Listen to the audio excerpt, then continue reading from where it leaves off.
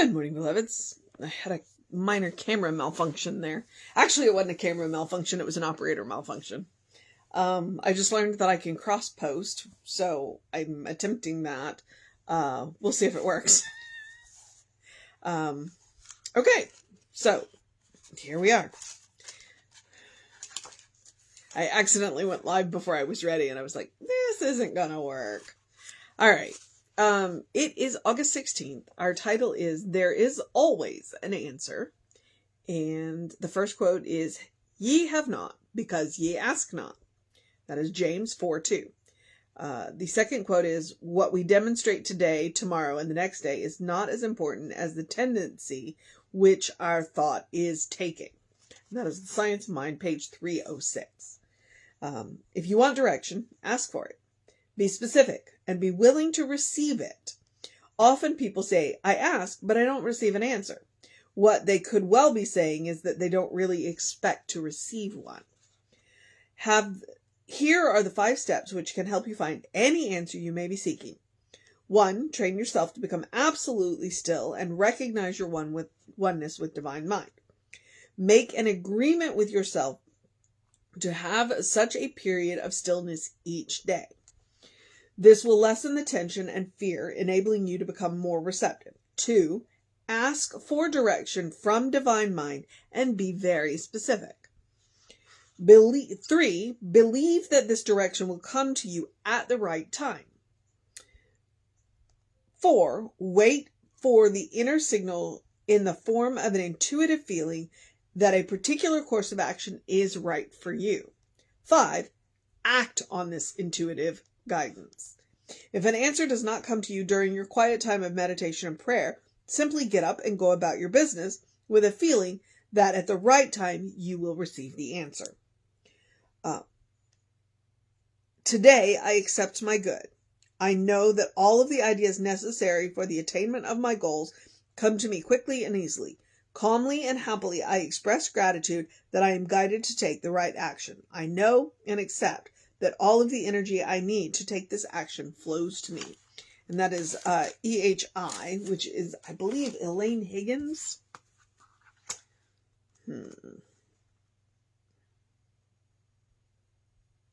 It is Elaine, but it's Hibbard. Elaine Hibbard. Okay. She was like spot on, very specific. Here you go. And her first part is saying, make a point for the spiritual practice of stillness, engaging with the divine mind once a day. She's like, do it. No questions asked. You got to make time for that every day. But she also makes the point of that we ask for guidance, we ask for direction, but we don't actually expect to receive an answer. I'm a big believer in going ahead and asking, because if you don't ask, the answer is always no. If you do ask, the answer still might be no, but at least then you know. You're not left in limbo wondering, okay, well, yes or no. So it's like always ask. Frequently what I will say is the only stupid question is an unasked question. Now, people have proven me wrong by asking ridiculous questions on purpose. But when people genuinely ask questions, it's like, there we are. And she's like straight up. She's like, here are 4 ways to get the answer. Train yourself to become absolutely still and recognize your oneness with divine mind, which sounds a lot like meditation. Okay. Ask for direction from the divine mind and be very specific. Now, here's the cool thing. We get to tell the divine mind exactly what we want. What we don't get to tell it is how the divine mind brings us what we have asked for. So it's like, be very specific. Now, there are rules in there. Like if there's a house that you want, you can't specify the address because there might be somebody living in the house.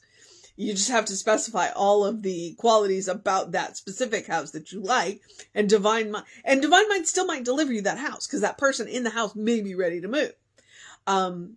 So when you are asking, be very, very, very specific. And then believe this direction will come to you at the right time. Okay. And that's what we call, I was going to say hedging our bets, but that's not true.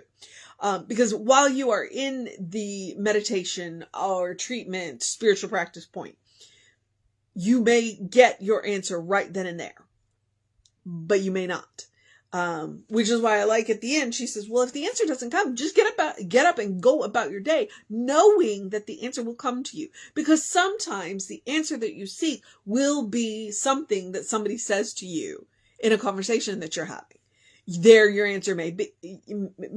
And I had that experience, and it wasn't even me having the conversation.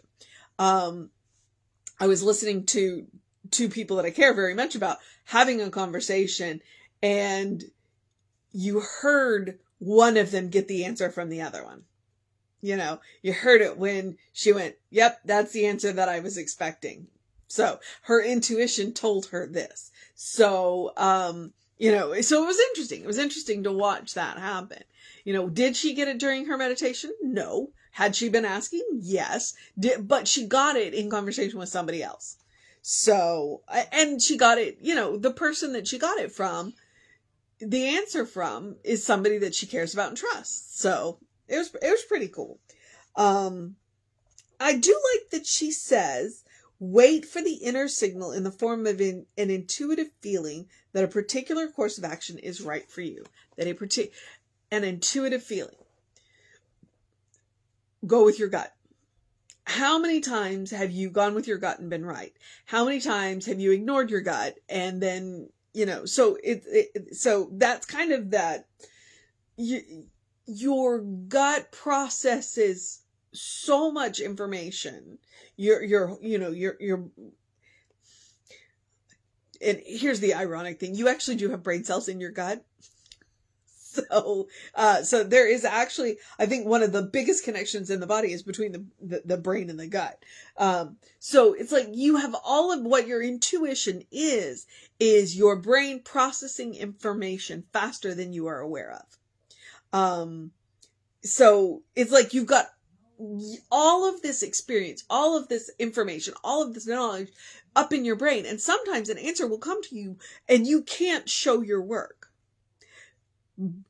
But your brain did all that work. So it's like your intuition is probably right far more often than you think it is, because we are frequently demanded to show our work. And we can't always do that. It's like, no, I have the experience to know, you know, I have done the research, I've done to know that this is the right course. I just can't show my work. Okay, there's that divine mind. So it's like, at some point we have to give up the willingness to show our work. It's like, and just accept that intuition is a real thing. And it is logical. It's just processing faster than you think you can. So, okay. And then, act on this intuitive guidance. That's kind of what it's like. If you're gonna ask for the guidance, accept it. If every instinct in you says this is the wrong course of action, it's probably right. If every instinct in you says this is the right course of action, it's probably right. If you're getting a 50-50 balance, maybe you need to gather more information. So, you know, so she's just straight up spot on here. This is what we're going on. And I do like that the Science of Mind quote says, it's not what you demonstrate today. It's not what you demonstrate tomorrow. It's the tendency that your thought is taking. It is. And that's one of the things that I tend to lean into. We don't worry about the individual weeds. We worry about, you know, the trend of. So that's our concern. So this one today, There's Always an Answer by Elaine Hibbard, is pretty amazing because she says step 1, step 2, and they're in there. There's the 1 in the quotes. There's the 2 in the quotes. So it's like, train yourself to become absolutely still, recognize your oneness with divine, ask for direction from the divine and be specific, Believe that the direction will come to you. Wait for the inner signal. Act on the intuitive guidance. And then she says, and if the answer does not come during your quiet time, which you should be doing every day, simply get up and go about your business with the feeling that you will get the answer in the right time. I mean, so the mission today, which she's going to tell you is the mission every day, is to set aside the time for that stillness. Set aside that meditative listening time. If you are going to go and ask for direction or information, you gotta make time to listen for the answer. You gotta make time to listen for the answer. And that is super, super, super important. So, it's like, why ask the question if you're not going to listen for the answer? Don't come in and ask for my opinion and then not listen to my answer. Doesn't work that way. So don't go asking God for questions and then not listen for the answer. Make time to listen to the answer for the questions that you have asked of God. You have every right to go and ask God all of the questions that you want. Okay? But when you do that, make sure you make time to listen. That's the mission. All right. That is what I know today. So you have your mission. Make time in the stillness of the divine mind. Every day. Every day. It is part of the point of the spiritual practice. And you can have multiple spiritual practices. In fact, I encourage you to have multiple spiritual practices because some spiritual practices should take time. And some spiritual practices can be very, very, very short, up to and including a single deep breath. All right. So, which is the one I'm about to suggest, which is the spiritual practice of doing something loving for yourself, doing something kind for yourself, doing something compassionate for yourself, which can be simply taking a deep breath before you speak. It can be listening to that still small voice within yourself that you have. It is listening to your instincts. It's also, because that's all about self-care. It's all about self-care. Your ego has a job. Your ego's job is to take care of you. It is to preserve your life. Should your ego drive? No, but it has a job to do, and it is not wrong. You just can't let it in the driver's seat. Because it has a tendency to run over everything in its path. So, be aware of that, be aware of that. It looks like this also looks like self-care. It looks like taking a nap. It looks like taking a walk. It looks like enjoying your life. It looks like engaging all five senses in something that really tastes good. Anytime we go to a particular Mediterranean restaurant, they have chocolate baklava. I always ask for the chocolate baklava. And when I eat it, I make sure to really enjoy it, to get it. It only lasts for a couple of minutes, but I make sure that, I smell it and I taste it and I feel the way it feels in my fingers and I feel the way it makes me feel, when I eat it. And then there's two parts to that, because one is chocolate baklava. Come on. And two, it's the loving kindness of the person who bought it for me, who remembered to buy it for me. So, that's a loving, kind, compassionate thing. Enjoy. Create that habit. Create that first response. Create that default setting. You deserve your own love. You deserve your own kindness. You deserve your own compassion. You're a beloved child of God, in whom God is well pleased and well represented. All right. So, you got your mission. You got one of the spiritual practices I encourage you.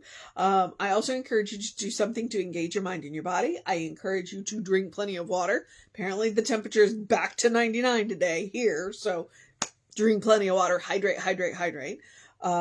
And get that early in your day bright light, reset those circadian rhythms. You'll sleep better. You'll have more energy.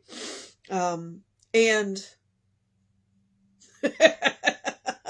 open the windows of your soul. Allow the breath of heaven to remind you. You do live in heaven right here, right now. It's all around you all the time. All right? All the time. So take care of yourself. Always. And there was something else, and whatever it was, I have just now, it slipped from my mind. Oh, Emma. Take Emma's advice. Look for the good and praise it. Okay. All right.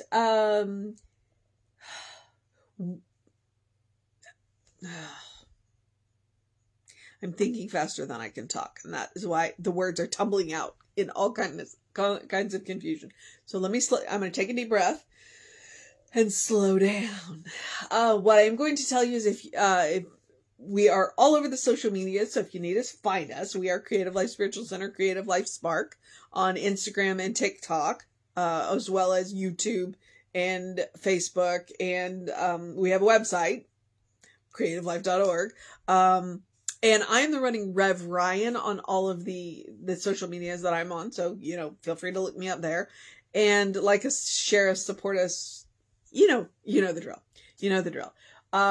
And if you want to know what's going on at the center, please email info@creativelife.org. That will get you on the constant contact email. So the book studies that are happening, the classes that are happening, the special events. Like tomorrow we do, I think it's tomorrow, I'm pretty sure it's tomorrow, where we have a Wellness Wednesday. Wrong job.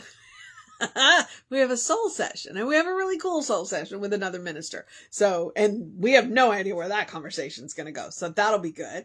And whatever else I was going to say is gone. So the hot links are hot. Email info@creativelife.org. So if you want to know what's going on. Okay. I am going to encourage you to have a great day, an amazing day, a wondrous day, a fantastic day, a magical day, an enchanting day, a good day. And if that is too much pressure, simply have a day, because you are enough, just as you are. As I have said before and will continue to say, once, twice, 1,000 times, 1,000,000 times, and more, you are a beloved child of God in whom God is well pleased, always and forever. Always. It is a state of grace. All right? Can't be earned. It is definitely granted, and it can't be taken away. Not by anything on this earth. And God isn't going to do that. So, all right. So, take care of yourself. Reverend David should be on around 5 p.m. with you. I will be back with you at 9 a.m. I will encourage you to know that you are loved, and I will see you next time.